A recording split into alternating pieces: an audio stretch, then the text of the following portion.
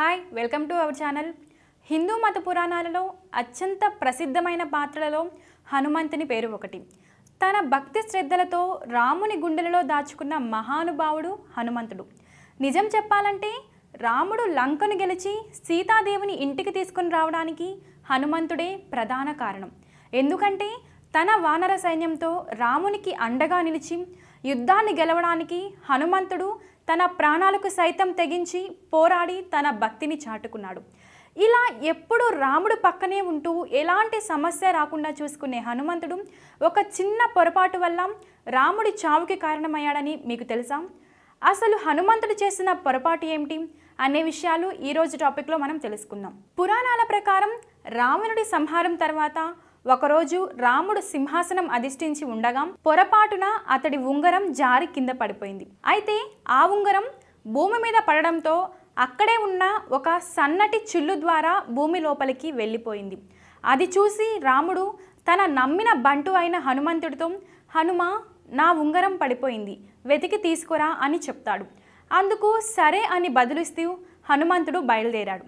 హనుమంతుడు ఎంత చిన్న చిల్లులోకైనా వెళ్ళగలడు, అవసరమైతే నలుసంత చిన్నగా మారగలడు కూడా.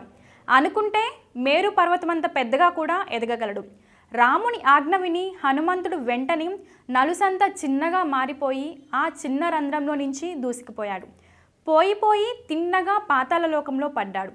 అయితే పాతాళ లోకంలో ఉన్నవారంతా హనుమంతుని చూసి ఎవరు ఈ కోతి అంటూ అతన్ని వారి పాతాళ రాజుకు పల్లెంలో ఆహారంగా సమర్పిస్తారు. ఇదిలా ఉంటే భూలోకంలో సింహాసనం మీద కూర్చున్న రాముని వద్దకు వశిష్ఠుడు, బ్రహ్మదేవుడు వచ్చి, రామ, మేము కొన్ని విషయాలు నీతో రహస్యంగా మాట్లాడాలి.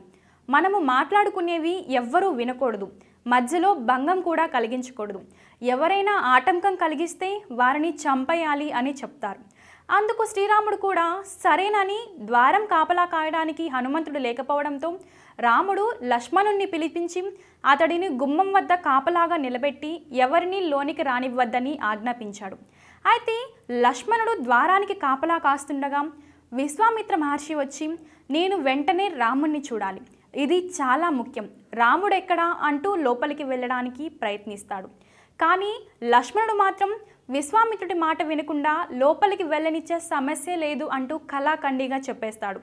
కానీ విశ్వామిత్రుడు మాత్రం లోపలికి వెళ్ళడానికి ప్రయత్నం చేస్తూనే ఉంటాడు. లక్ష్మణుడు కూడా అడ్డుపడుతూనే ఉంటాడు. దీంతో విశ్వామిత్రుడు తోక తొక్కిన తాచులా బుసకొడుతూ పట్టరాని కోపంతో, నువ్వు వెంటనే రాముడికి నేను వచ్చినట్లు చెప్పకపోతే నేను మీ రాజ్యాన్ని బూడిదపాలు చేస్తాను అంటూ బెదిరించాడు.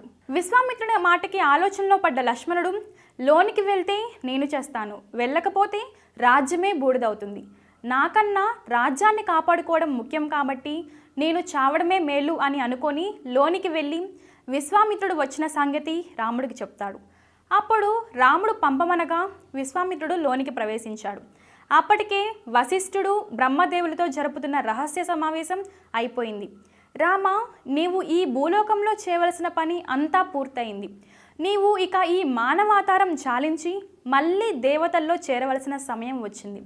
ఈ విషయం చెప్పడానికి మేము సురలోకం నుంచి ఇక్కడికి వచ్చాము. ఇక మేము సెలవు తీసుకుంటాము అని చెప్పి అక్కడి నుంచి వెళ్ళిపోతారు. వారిద్దరూ వెళ్ళగానే లక్ష్మణుడు, అన్నా, నువ్వు ఇప్పుడు నా తల నరకాలి అని అన్నాడు.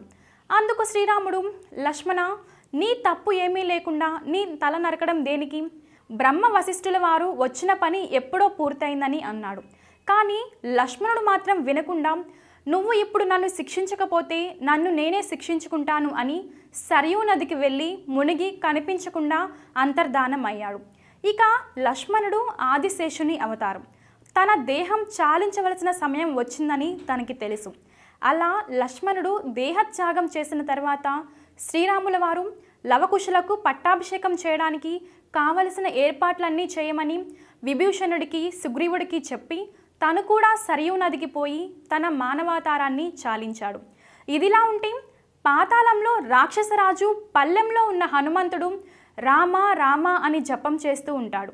అందుకు పాతాళరాజు, ఎవరు నువ్వు అని అడిగాడు. నా పేరు హనుమంతుడు, రాముని బంటును. నా రాముని ఉంగరం చిల్లులో పడిపోయింది, దాన్ని వెతుక్కుంటూ ఇక్కడికి వచ్చానని చెప్తాడు. అప్పుడు పాతాళరాజు చుట్టూ చూసి పళ్ళెం నిండా వేల కొలది ఉంగరాలు ఉన్న ఒక పెద్ద పళ్ళెం తీసుకువచ్చి మీ రాముడి ఉంగరం వెతికి తీసుకొని నువ్వు పైకి పోవచ్చు అని చెప్తాడు. ఆ బంగారు పళ్ళెం నుండా విన్న వేల ఉంగరాలు అన్నీ చూడ్డానికి ఒకేలా ఉండడంతో వాటిలో రాముడి ఉంగరాన్ని గుర్తుపట్టలేక సతమతమైపోతాడు. అది చూసిన పాతాళరాజు పెద్దగా నవ్వుతూ, చూడు హనుమాం, ఈ పళ్ళెంలో ఎన్ని ఉంగరాలు ఉన్నాయో అంతమంది రాముళ్ళు ఉన్నారు. నువ్వు భూలోకానికి వెళ్ళేటప్పటికీ నీ రాముడు తన అవతారం చాలించేసి ఉంటాడు. ఒక్కొక్క రాముడు తన మానవాతారం చాలించడానికి ముందుగా ఆ రాముడి ఉంగరం నా పాతాళ లోకానికి వస్తుంది. ఆ ఉంగరాలన్నీ జాగ్రత్తగా దాచి ఉంచడం నా పని. ఇక నువ్వు భూలోకానికి పోవచ్చు అంటూ వివరిస్తాడు. సో ఫ్రెండ్స్, చూశారు కదా, ఆ క్షణం ఉంగరం కోసం హనుమంతుడు వెళ్ళకపోతే రాముడికి చావే ఉండేది కాదు. కానీ జరగబోయేదాన్ని గ్రహించని హనుమంతుడు రాముడు తనువు చాలించడానికి ఓ విధంగా కారణమయ్యాడు. సో ఫ్రెండ్స్, చూశారు కదా, ఇక ఈ విషయంపై మీ అభిప్రాయాన్ని తెలియజేయండి. ఇలాంటి మరిన్ని ఇంట్రెస్టింగ్ వీడియోస్ కోసం మా ఛానల్ని సబ్స్క్రైబ్ చేసుకోండి.